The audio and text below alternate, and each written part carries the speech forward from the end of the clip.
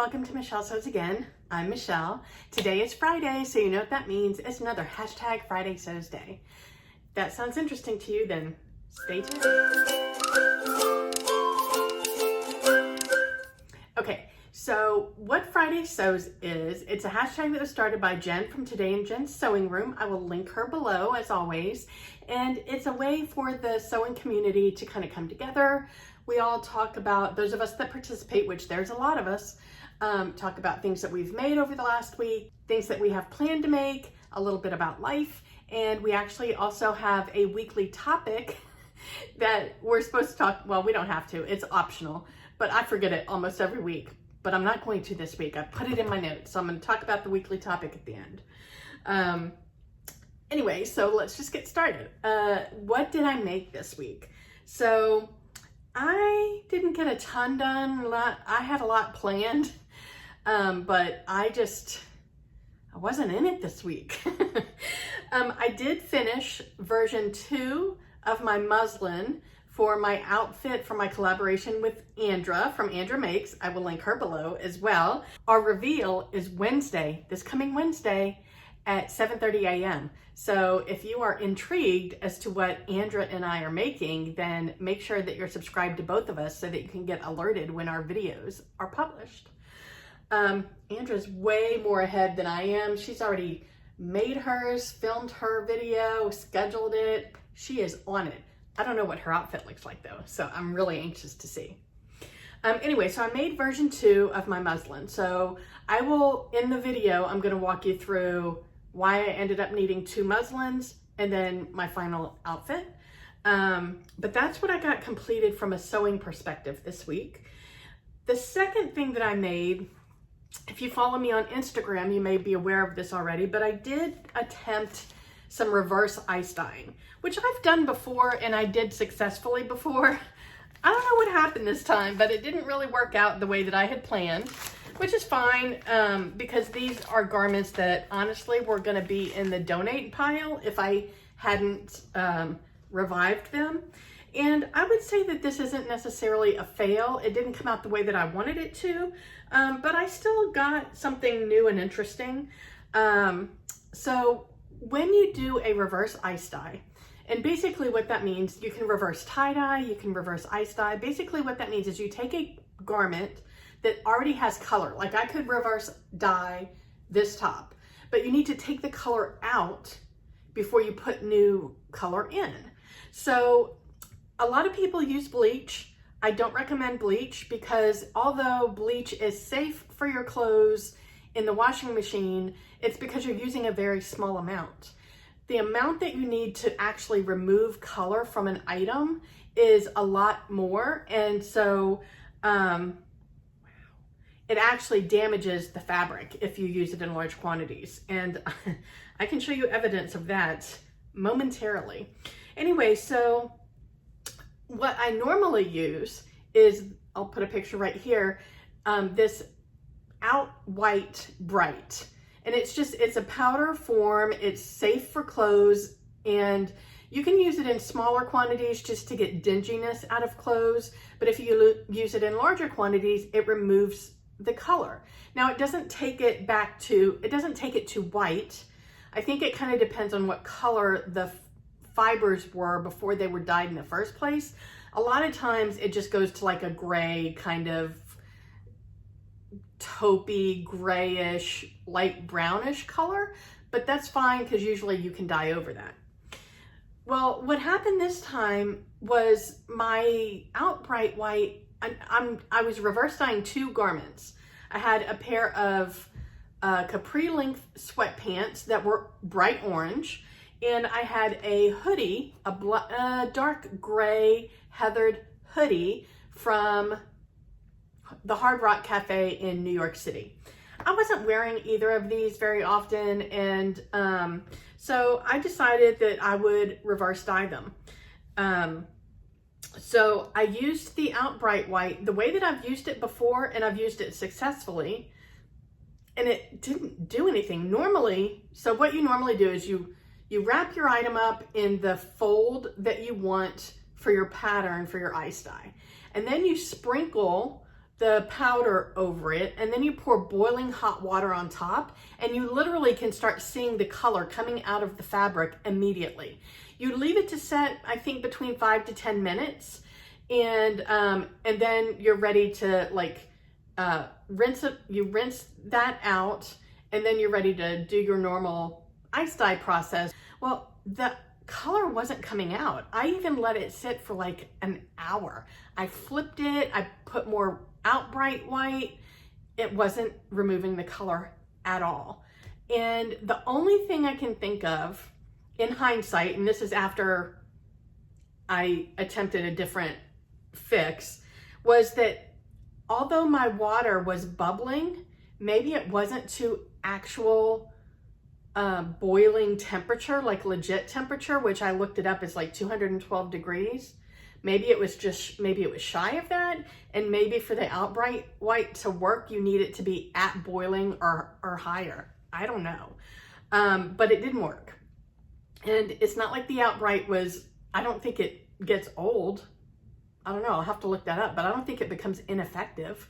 And even if it does, I just bought it last summer, so it can't have gone ineffective in that short of a time. So I don't know what happened there, but what my answer was, what I decided to do to fix it was to use bleach. I figured if it ruins these clothes, like I said, they were gonna go in the donate pile. It's not a big deal. So I went to Walgreens and I bought a bottle of bleach. And I started out using, a lot of people use bleach for the reverse dyeing process. Again, I don't recommend it. And I'm even more convinced now I don't recommend it. The recommendation normally is 1-to-1 bleach and water. So I filled my tub up halfway with water, and then the other half, I didn't fill it up, but I did a 1-to-1 ratio of bleach and water. And I put the garments in there, I let them soak. I flipped them, color wasn't budging. I let it sit overnight. They were slightly lighter the next morning than they were when I started, because I wouldn't have known that if I hadn't taken a before picture. So I was like, well, let me wash the bleach out. Let me wash the bleach out and see if they'll take any dye. So I just went ahead with it. At that point, I was kind of fed up. I wasn't gonna retry anything. Since it was a little bit lighter, I'm like, well, maybe it'll take some dye. So I went ahead and I threw them both in the washing machine. I washed them, I let them spin out so that the bleach came completely out. And then I soaked them in soda ash and I did the dye process and everything. And so this is what I got. So these were my orange sweatpants. And now you can see, so the colors that I used were turquoise, hot pink, and lemon yellow. And you can see here, like, it definitely did some dyeing. So the orange took better. The orange took okay. The orange sweatpants took some color is what I'm trying to say. The turquoise obviously took the best. Here's some evidence of hot pink back here. But what I will say is these sweatpants were nowhere near as thin and see-through as they are now. And that's from letting them sit overnight in bleach. And by the way, I forgot to say that before I went to bed that night, I poured the rest of the bleach in. So it was greater than a 1-to-1 ratio of bleach. It was more bleach than water because it wasn't making a dent. So you can see, I think it's pretty obvious. Look how thin those are. And they were nowhere near that thin when I started. So definitely don't recommend using bleach. Yeah, it's not as thin down here. Still thinner than it was, but like up here where I need it to be thick, it's not. So, and also the yoga band just became floppy. Like there's no there's no recovery here at all. So definitely not a success. I'll probably wear these for a little while and then I'll probably get rid of them. The hoodie, I used the same colors. I used the turquoise, the hot pink, and the lemon yellow, and none of it took. I mean, it barely took at all. But what I will say is you don't have to actually dye on top of a reverse dyed garment. It actually can be kind of cool just to take some of the color out. So if I had not tried to dye this, I wonder if I would have liked it better. I mean, you can see that it definitely took some of the color out. This is the color that it started, and this is what it ended up after. And then you can see just little bits here and there of the dye.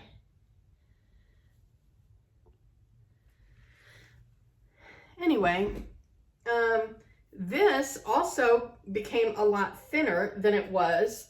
I don't know that you can tell as much on this one, but this one is a ton softer than it was. I mean, that's actually the reason that I never wore it, is because it was kind of, even though I had washed it a few times, it was kind of like stiff and scratchy and not comfortable.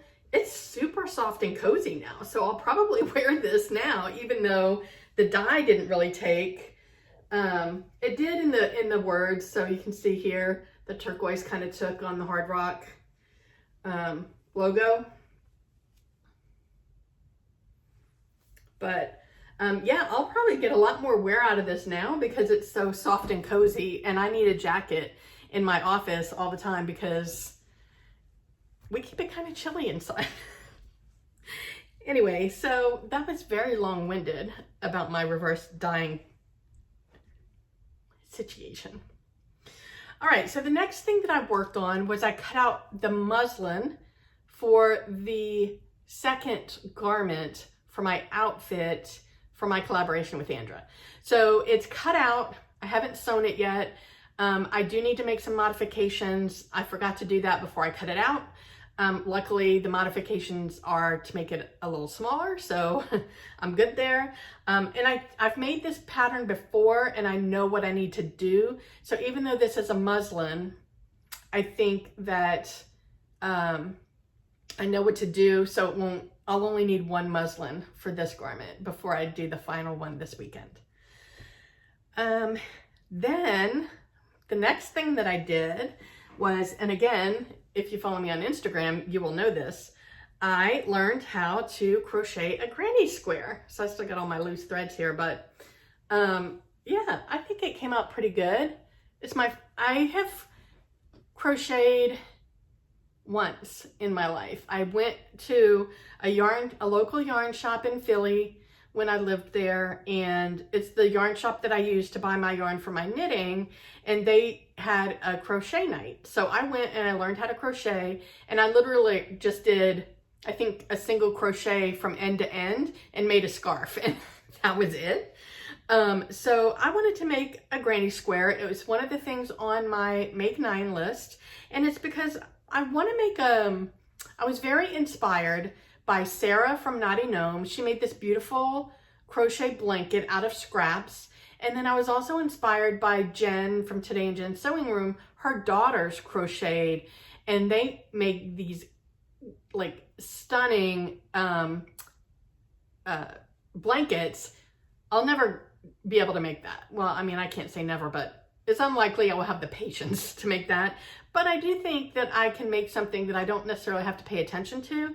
And so I thought this would be a good starting point.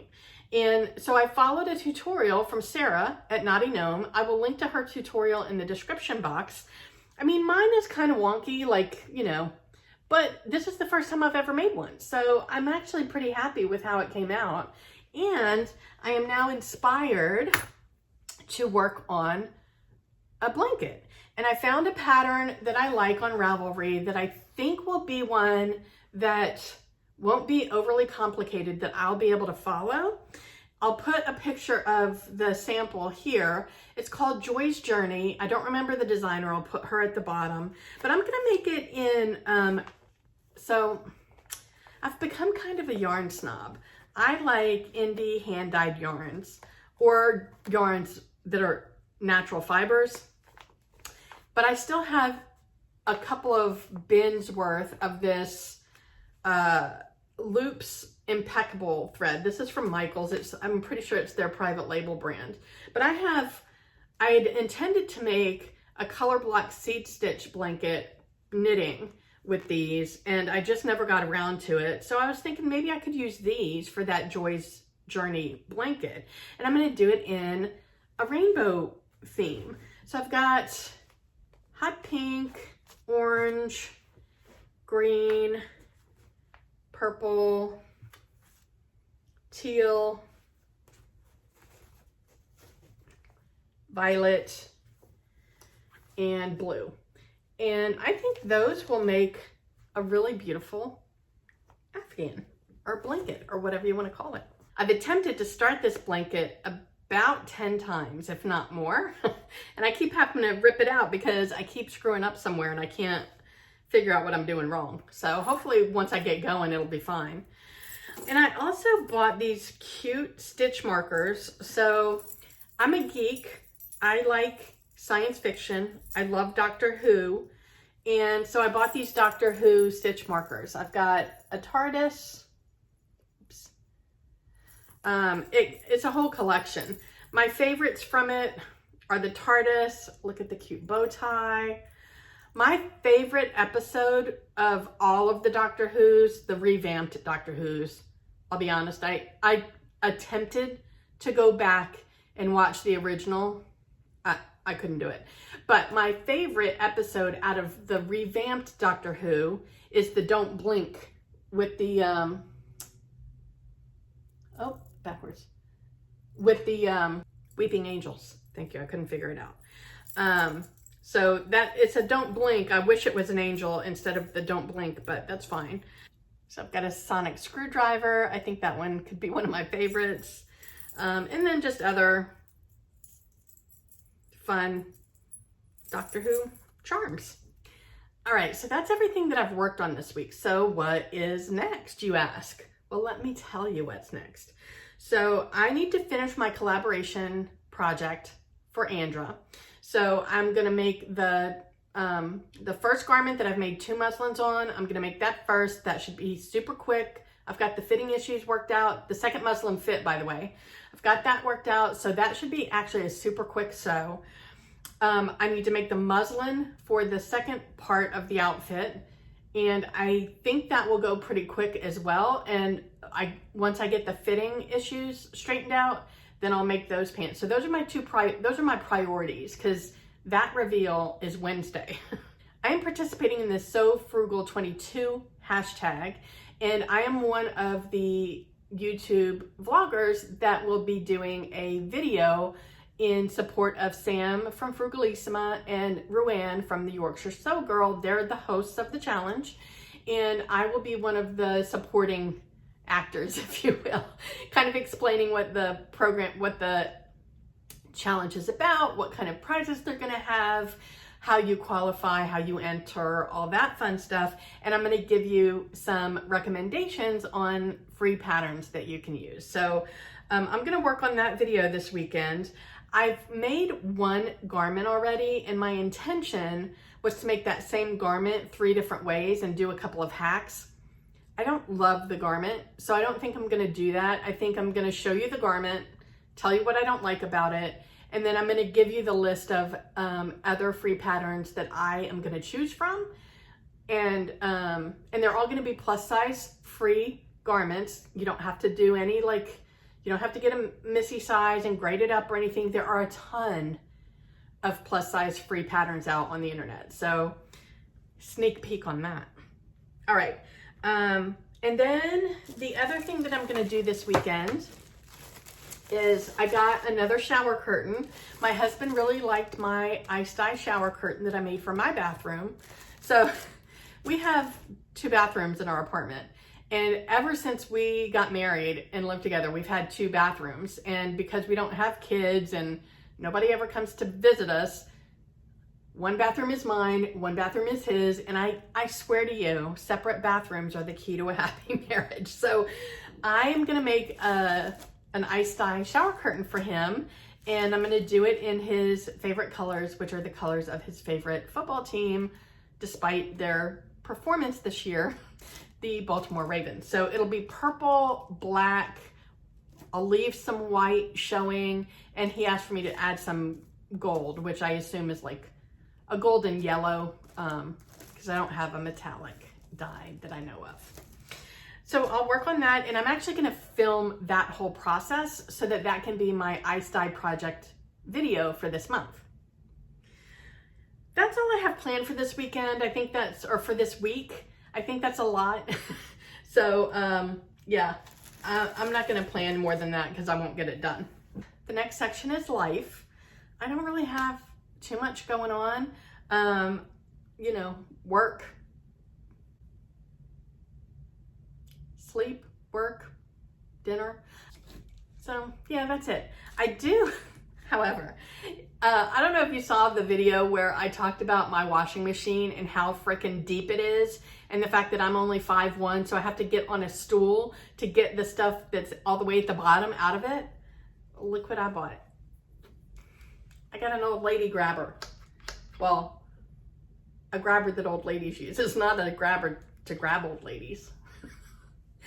Anyway, yeah, so I got this, and now I don't have to worry about squishing the girls as I'm trying to get stuff out of the washing machine. All right, so now is the time where I give a shout out to a fellow sewing YouTuber. This one is fairly new to me. I've watched her a few times, but I really enjoy her videos, and I highly encourage you to go and check her out, especially if you like if you come to me and you like my content because of the plus size content, I think you will like her. Her name is Tanya, and her channel is the Curvey Sewer, and she is in the UK, so she's got one of those lovely UK accents, and our styles are very different, and we've chatted about it in her comments before. She likes much more classic styles. She's much more muted colors, romantic muted colors. And so her content kind of leans toward that way, just like mine is kind of not 100% the opposite, but I definitely like much brighter colors than her, and I don't necessarily go for the classic looks like blazers and things like that. But just because our styles are different doesn't mean that I don't get inspired by her, because I absolutely do. There's several YouTubers that I follow who our styles are not the same, but the way that they present their material, the thought that they put into it, the explanations that they give make me think, and I get inspired by that. So I love watching people from all different backgrounds and that have all kinds of different styles, and I hope that you do too. And so I really think that you'll like her. She's very funny. So go and check her out. Let me know what you think. All right. And then the last topic is Jen gives us a topic every week to talk about in our Friday sews, and most times I forget it. Every once in a while I remember, but this week I remembered. And the topic this week is, what is your favorite sewing tool? Well, I had a thought about it. Like, I was looking around my sewing room and trying to figure out, like, what is my favorite? I mean, I love it all because it all helps me do what I need to do. But one of the things I've gotten the most, that I have the most appreciation for, is my Dritz Easy Hem. So this is metal. It has a lot of different measurements on it. It's got a curved side, which quite frankly, I've never used this side. I only use the straight edges. And it's got measurements on this side, and they're in both centimeters and both centimeters and inches. And this makes ironing, like when you need to iron your hem in place before you stitch it so that it's nice and crisp and it makes the sewing of the hem super easy. I find this to be really easy because you can fold up, especially like it's got this one, the long side is the 1/2 inch. if you need a deeper one, you can go to the other side, and you see all of these go all the way up to, from a 1/2 inch all the way up to 4 inches.